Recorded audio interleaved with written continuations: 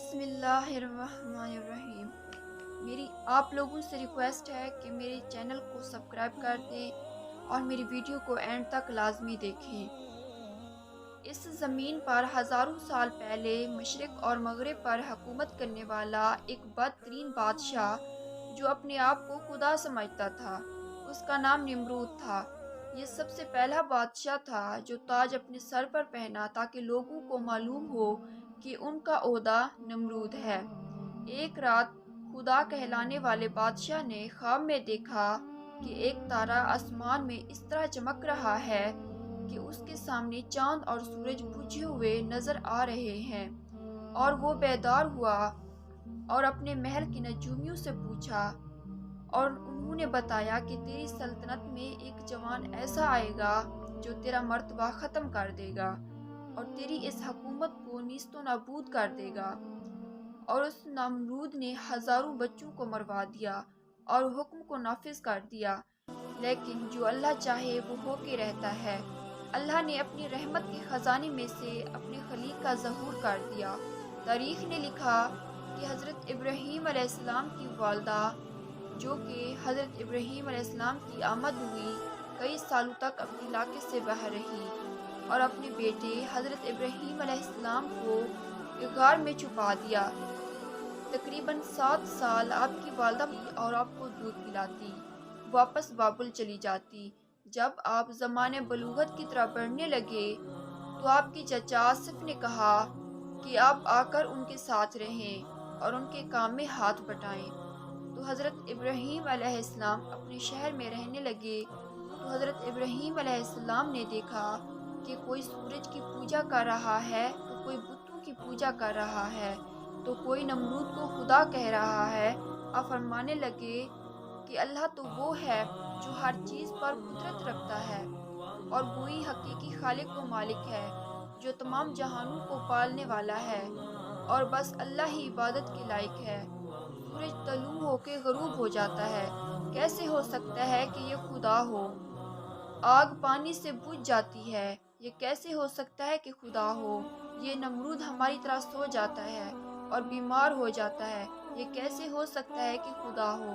اور بت جو ہم ہاتھوں سے بناتے ہیں، یہ کیسے خدا ہو سکتے ہیں؟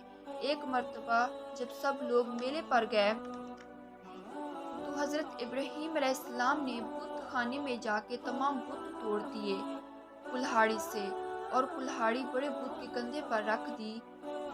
وہ جب واپس آئے تو دیکھا حضرت ابراہیم علیہ السلام نے سارے بت توڑ دیے تھے اور بڑے بت کے کندھے پر کلہاڑی رکھی ہوئی تھی۔ تو ان لوگوں نے مان لیا کہ یہ کام حضرت ابراہیم علیہ السلام نے کیا ہے۔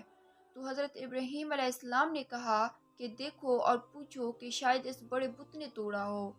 تو سارے حیرت سے پوچھنے لگے کہ یہ بت کیسے توڑ سکتا ہے؟ اور حضرت ابراہیم علیہ السلام فرمانے لگے کہ میں بھی تو یہی کہنا چاہتا ہوں کہ جب یہ کسی بت کو توڑ نہیں سکتا تو یہ ہمارا خدا کیسے ہو سکتا ہے؟ تو نمرود نے حکم نافذ کیا کہ آگ جلائی جائے اور حضرت ابراہیم علیہ السلام کو اس طرح جلایا جائے کہ لوگ عبرت حاصل کریں۔ 2 سالوں تک لکڑیاں جمع کرتے رہے اور بہت ہی بڑی آگ جلائی گئی۔ تو فرشتوں نے اللہ کے دربار میں فریاد کو بلند کیا کہ اے اللہ، ہمیں حکم دے کہ ہم تیرے خلیل حضرت ابراہیم علیہ السلام کو بچا سکیں۔ تو اللہ نے فرمایا کہ جاؤ دیکھو، اگر ابراہیم تم سے مدد طلب کرے تو اس کی مدد کرنا۔ ہر ایک فرشتہ حضرت ابراہیم علیہ السلام کے پاس آ کر کہنے لگا کہ اے اللہ کے نبی، اللہ تعالیٰ کے خلیل، حکم فرمائیں کہ ہم آپ کی مدد کریں۔ حضرت ابراہیم علیہ السلام نے فرمایا کہ میرا دوست میری مدد کرے گا، میرا اللہ خود میری حفاظت کرے گا۔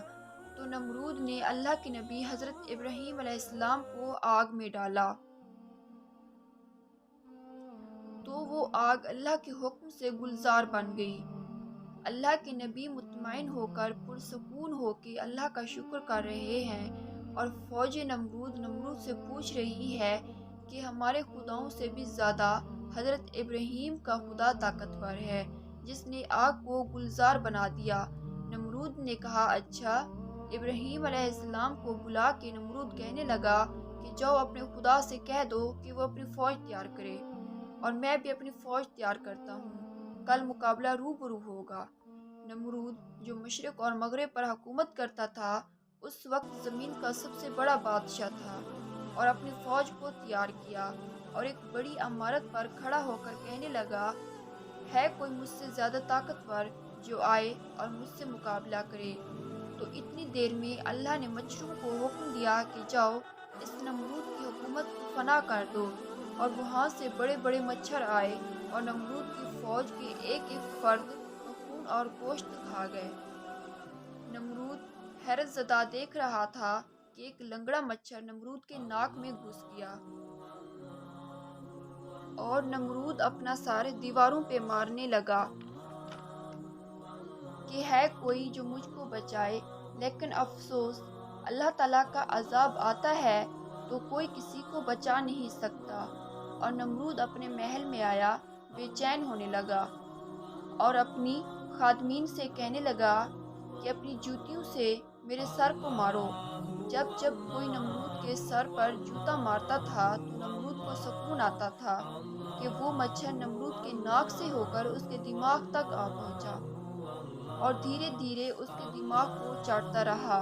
تاریخ نے لکھا کہ وہ بدترین بادشاہ جو اپنے آپ کو خدا سمجھتا تھا اور اللہ کے بندوں کو گمراہ کرتا تھا، اور وہی بندے اپنے جوتوں سے نمرود جو خود کو خدا سمجھتا تھا اس کا سر پیٹتے تھے، اور وہ نمرود تڑپ تڑپ کے فنا ہو گیا، اور اس نمرود کی سلطنت تباہ و برباد ہو گئی۔